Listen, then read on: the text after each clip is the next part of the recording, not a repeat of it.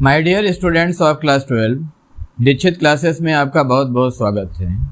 आज हम लोग चैप्टर 4 हिस्ट्री का पहला क्वेश्चन करेंगे और वो क्वेश्चन है analyse the causes of leading to the May 4th movement in China, discuss the impact of this movement. इसका मार्क्स है 4+4 और ये 2016 में आया हुआ क्वेश्चन है और 2022 में आने की संभावना इसकी 100% है, इसलिए आप वीडियो को अंत तक देखिएगा और ये क्वेश्चन जरूर आएगा, इसकी गारंटी है।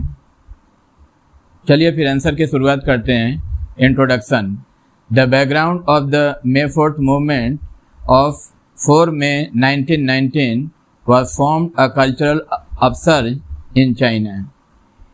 चाइना में May 4th मूवमेंट जो हुआ था 4 मई 1919 को, ये कल्चरल अपसर्ज माने सांस्कृतिक कह सकते हैं आप उन्नति, सांस्कृतिक तरक्की की एक भूमिका बनाई गई थी। इस आंदोलन के द्वारा एक पृष्ठभूमि तैयार की गई थी।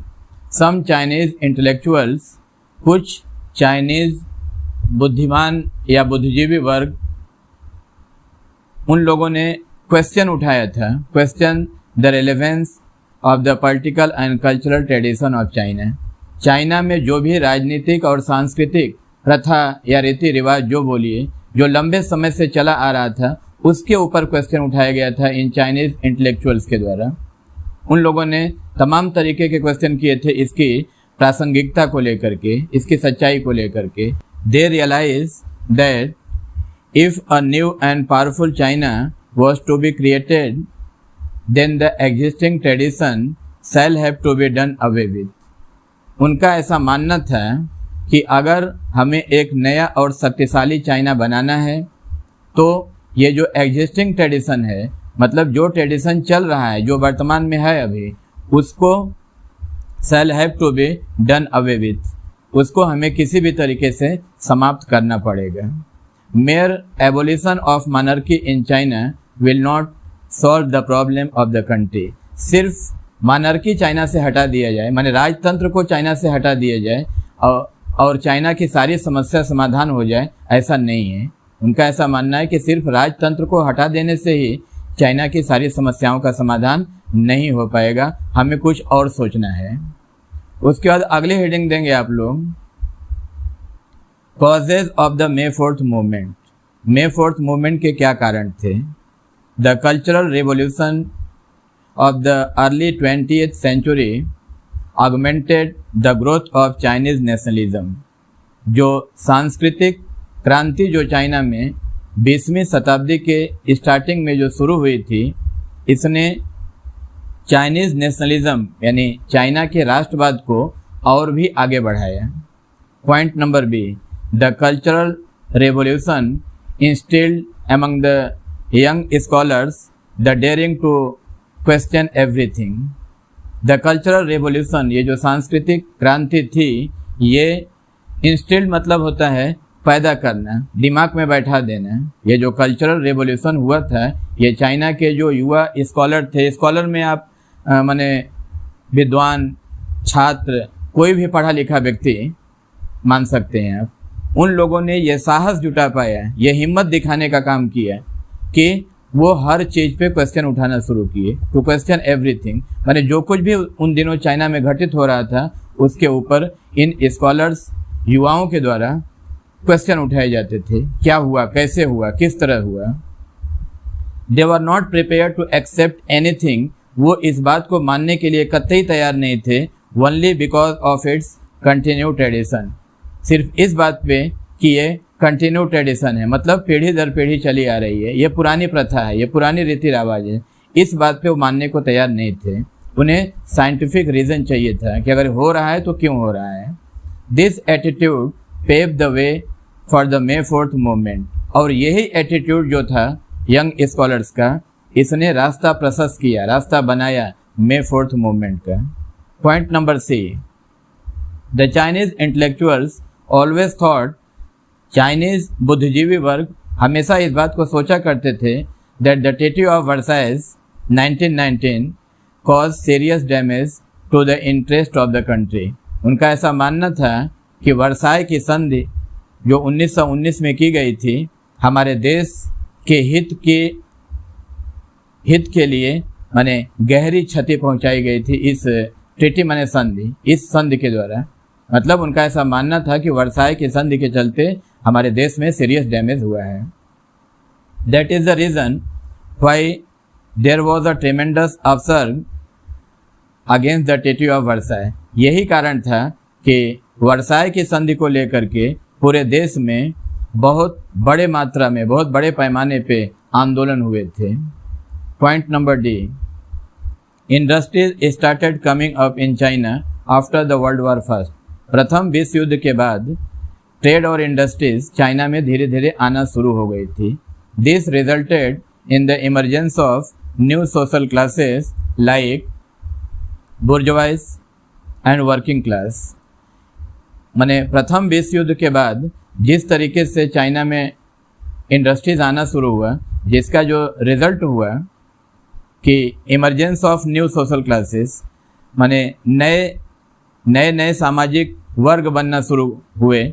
जैसे एक वर्ग उसका है बुर्जुआइज, जिसको कहते हैं पूंजीपति, या अगर बुर्जुआइज के स्पेलिंग आप नहीं याद कर पाएंगे तो वहाँ कैपिटलिस्ट भी लिख सकते हैं। एंड वर्किंग क्लास, मतलब एक पूंजीपति ग्रुप था पैसे वाला और एक वर्किंग क्लास पीपल का, ये टू ग्रुप। दो not very impressive so far as their number was concerned, yet these social classes had played an important role in the May 4th movement. यद्यपि बहुत प्रभावशाली संख्या नहीं थी इनकी, दो not very impressive so far as their number is concerned, मतलब अगर उनकी संख्या पे बात की जाए तो वो बहुत बड़ी तादाद में नहीं थे, मगर ये जो सोशल क्लासेस थे इन लोगों ने एक बड़ा रोल प्ले किया, एक महत्वपूर्ण रोल प्ले किया in the May 4th movement. उसके बाद एक हेडिंग हम अपने से दे दिए, ये इमीडिएट कॉज। अगर आपको लगेगा कि आंसर बड़ा है तो आप इसको नहीं भी लिख सकते हैं, लेकिन इमीडिएट कॉज मैंने दे दिया है कि लिखना चाहिए, अब जैसी आपकी मर्जी। इमीडिएट कॉज क्या था, माने ये आंदोलन तुरंत कैसे शुरू हुआ, ये तो ऊपर में मैंने जो बोला वो तो कॉज है। इमीडिएट कॉज मतलब तत्काल कारण क्या था। Immediately after the news came in that the Shandong province माने स्टेट इलाका of China was transferred to Japan in terms of the Treaty of Versailles।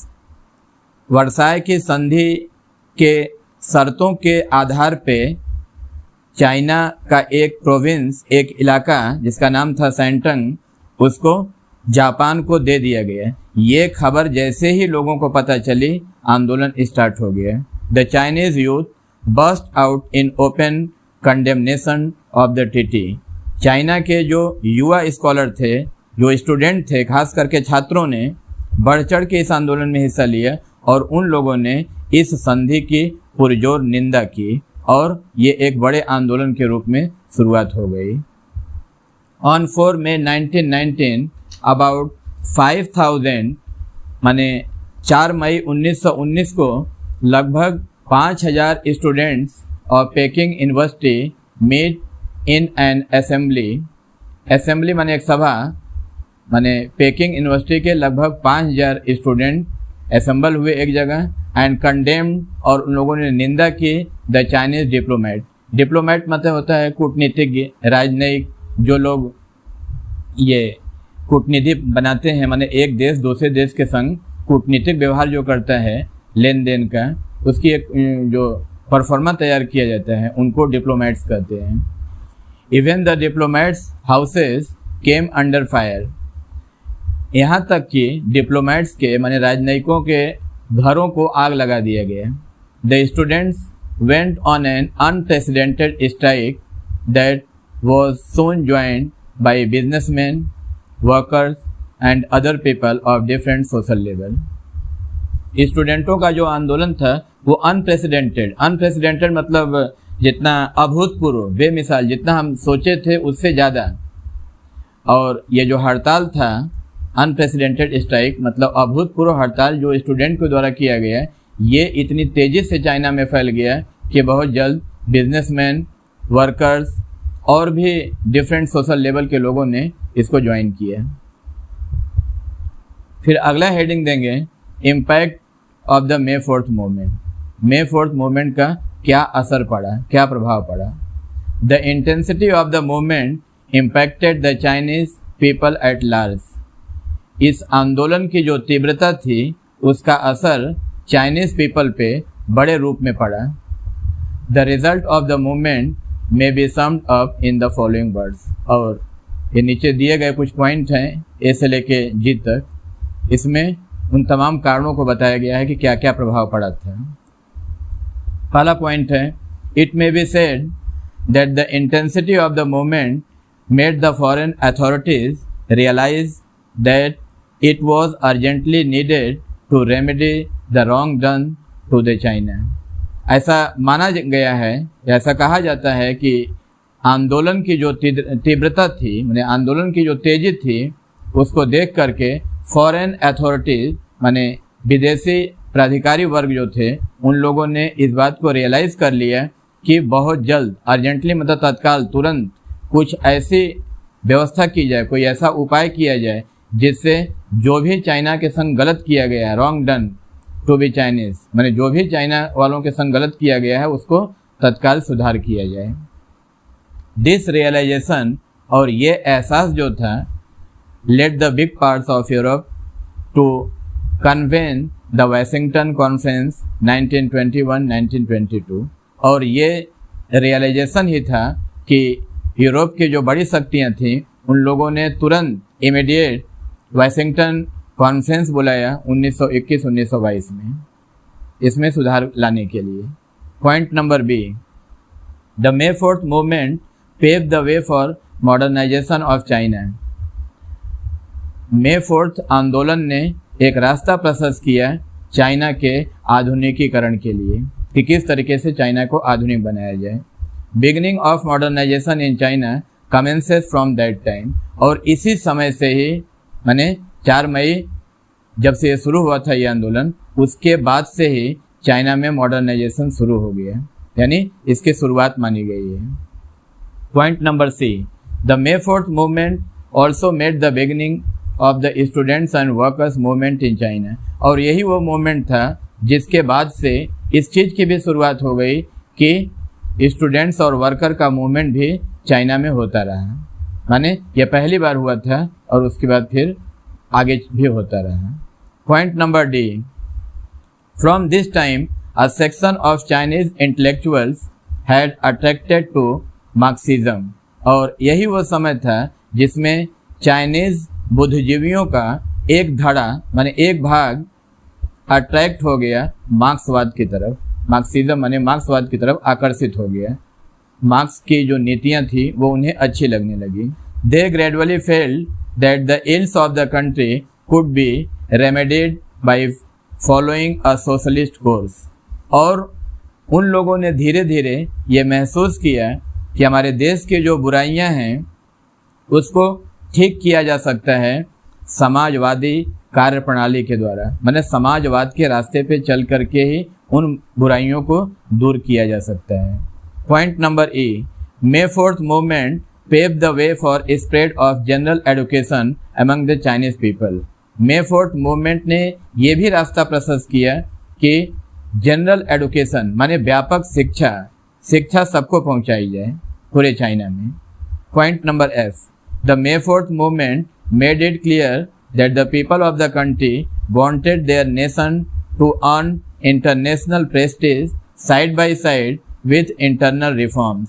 May 4th movement ने यह भी क्लियर कर दिया कि चाइना के लोग क्या चाहते हैं, और वो ये चाहते हैं कि हमारे नेशन की इंटरनेशनल प्रेस्टीज माने अंतर्राष्ट्रीय प्रतिष्ठा, हमारे देश की अंतर्राष्ट्रीय प्रतिष्ठा बढ़े, माने हमारा देश अंतर्राष्ट्रीय स्तर पे बहुत आगे जाए, लेकिन side by side with internal reforms, पास आंतरिक सुधार भी हों, यानी देश के भीतरी हिस्से में भी सुधार हो, सिर्फ इंटरनेशनल प्रेस्टीज न बढ़े, दोनों हो।